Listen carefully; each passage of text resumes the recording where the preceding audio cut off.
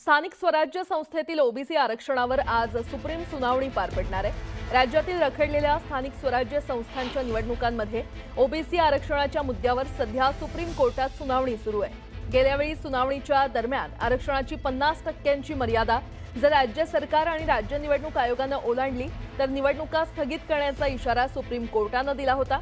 मर्यादेपेक्षा आरक्षण नगरपंचायत आणि नगरपालिकांच्या निवडणुकांमध्ये आढळून आल्यास निवडणुका स्थगित करण्याचा इशारा दिल्यानंतर सुप्रीम कोर्टाने राज्य सरकारला नोटीस बजावली होती। या याचिकेवर आज सुप्रीम कोर्टात सुनावणी होणार आहे। न्यायमूर्ती सूर्यकांत आणि न्यायमूर्ती जायमल बागची यांच्या खंडपीठापुढे ही सुनावणी होणार आहे। सुप्रीम कोर्टाने दिलेल्या नोटिसांवर राज्य निवडणूक आयोग आणि राज्य सरकार काय जबाब नोंदवतं याकडे आता संपूर्ण महाराष्ट्राचं लक्ष लागलंय। राज्यातील स्थानिक स्वराज्य संस्थांच्या निवडणुकांचं भवितव्य आजच्या सुनावणीमध्ये निश्चित होणार आहे।